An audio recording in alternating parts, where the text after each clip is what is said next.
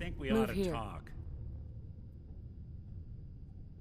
What's wrong? Wrong? Oh no, nothing's wrong. We've just been traveling a while now, and I figure there hasn't exactly been equitable distribution of information. I've gotten a decent glimpse into your dirty laundry, but you still don't really know a whole heck of a lot about me. I figured I'd offer to balance the board. So, is there anything you want to know? What do you remember about the Institute? It's all pretty hazy from back then, but now and then I get glimpses. Life inside the Institute, they keep you isolated. A single test chamber was my whole world for years, and someone was always watching. Then one day you wake up on the other side, and that's it. They've cut you loose. Welcome to the brave new world, with such people in it. What's with the outfit? After I started the agency, it just seemed like the sort of thing a detective ought to wear. I got some old memories, pre-war. Faded to all heck of guys dressed like this, doing what I do. Putting on the hat and trench coat, I figured it'd let folks know I was serious about the whole thing. Clothes make the man and all that. Guess I felt they made me the man I wanted to be. So, who are you, Nick? That's a question I've been trying to figure out myself for a long damn time. I know I'm a synth, authentic Institute handiwork, but I'm still mechanical, not bioengineered like the fancy synths giving everyone the willies these days. I get tune-ups now instead of checkups. But my memories, my personality, they're all lifted from some cop who volunteered for an experiment back before the war. They scanned his brain and copied it onto the hardware that runs between my ears.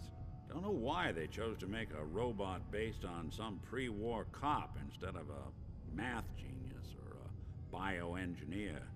Hey, maybe that's why the Institute tossed me in the garbage instead of turning me into one of their people snatchers.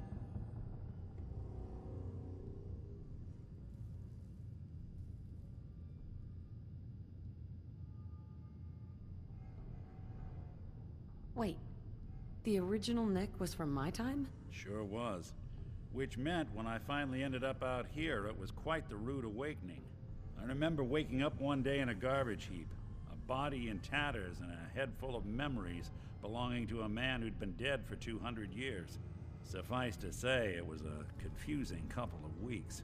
Folks didn't really know much about synths back then, so when I finally ran into people, they mostly treated me with caution rather than hostility.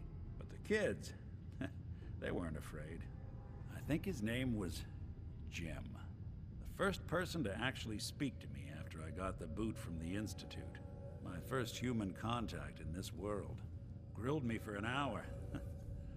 Once they'd seen I wasn't going to hurt anyone, the other folks in the neighborhood came out to ogle the mechanical man. It eventually turned into a pretty swell soiree. A local mechanic even gave me a once-over, free of charge. Those people, they treated me like a human being. I've been trying to return the favor ever since. It's a surprisingly rare trait out here sometimes. And it's something I've noticed you got a fondness for. Part of the reason I've stuck around this long.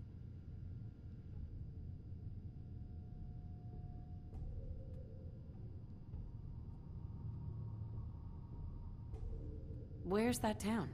We should go visit. I tried to go back and say thanks, once I'd gotten myself established. But the place was wiped off the map. Raiders. Don't know what happened to the people.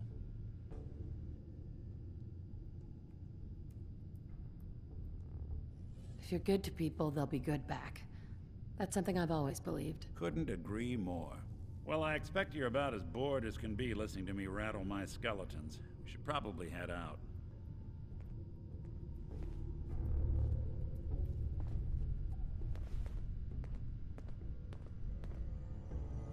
Take that weapon.